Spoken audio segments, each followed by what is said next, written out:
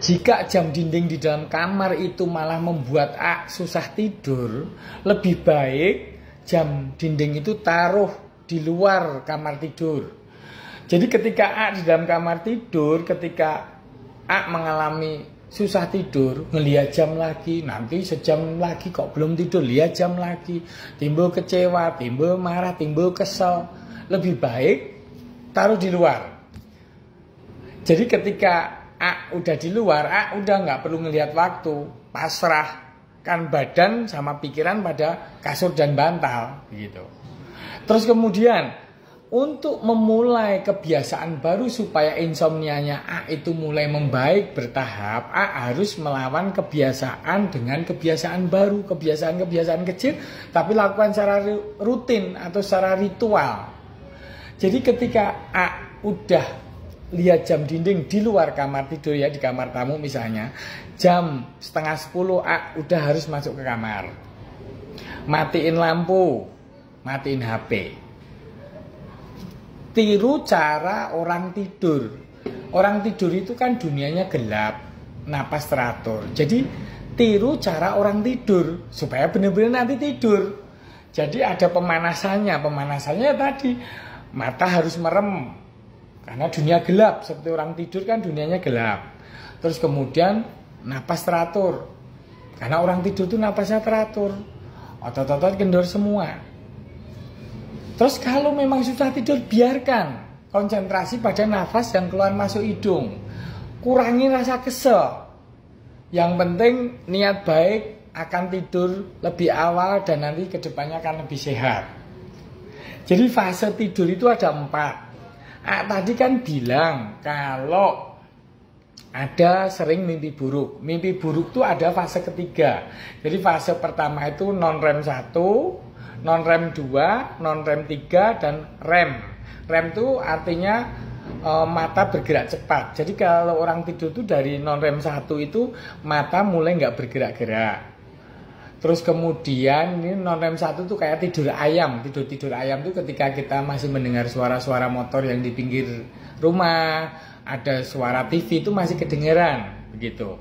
Tidur ayam, jadi kita masih setengah sadar begitu. Kemudian tidur menuju pulas itu non-REM 2. Itu otot-otot udah mulai kendor, denyut jantungnya mulai melambat, napasnya juga mulai melambat. Terus kemudian non-REM 3 itu kita benar-benar kayak orang pingsan, benar-benar otot kendor, bola mata sama sekali diam, tidak bergerak. Lah, biasanya mimpi buruk itu terjadi pada fase non-REM 3 ini. Ya, kemudian masuk tidur yang sangat dalam itu di fase REM, Rapid Eye Movement. Jadi malah paradok ini. Jadi benar-benar tidur dalam tapi malah napasnya kenceng. Terus kemudian bola mata bergerak, di situ sering terjadi mimpi-mimpi, tapi umumnya bukan mimpi buruk di situ. Lah, orang itu kalau kualitas tidurnya bagus tuh ngelewatin fase-fase ini, dan biasanya berulang semalam itu bisa 3 atau 4 kali begitu. Lah, A kan sering mimpi buruk dan kemudian terbangun di fase non-REM ini, berarti ini gangguan kualitas tidur karena tidur REM-nya tidak tercapai. Ya karena A terlalu mengkhawatirkan banyak mengkhawatirkan apa yang terjadi esok sama yang terjadi tadi, mungkin mengkhawatirkan penyakit juga. Jadi ketika A sudah mulai ritual memulai tidur lebih awal tadi, meniru orang tidur tadi, udah mulai bernapas teratur, kemudian merem, jangan nyoba-nyoba melek karena ingat sesuatu atau ingat HP, buka HP itu jangan lakukan. Tapi ketika udah menuju tidur ayam tadi, biasanya itu pikirannya tuh banyak. Menuju tidur ayam aja pikiran tuh kayak terminal hilir mudik, pikiran masa lalu, masa depan, omongan tetangga, macam-macam. Itu akan membuat penuh. Harusnya makin malam, makin larut dengan berjalannya waktu itu, hilir mudik kendaraan pikiran tadi mulai makin berkurang, tinggal 3, 2, 1 lalu lelap menuju tidur pulas. Tetapi kadang-kadang udah tinggal kendaraan pikiran tinggal 3, 2, 1 udah rame lagi.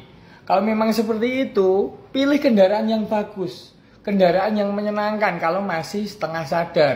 Misalnya pilih saat-saat menyenangkan bersama waktu gendong anak, waktu bermain di taman bermain sama anak, atau apa saja yang memori yang menyenangkan, sambil tetap balik lagi ke bernapas teratur rutin, sambil nginget-nginget bahwa bersyukur karena biasanya seharian tidak ngerasain napas, sekarang ngerasain napasnya lagi, oksigen gratis, bersyukur dikasih kesehatan, sampai hari ini tetap sehat. Masalah esok lepaskan, nggak usah dipikirin, udah serahkan badan dan pikiran pada kasur dan bantal.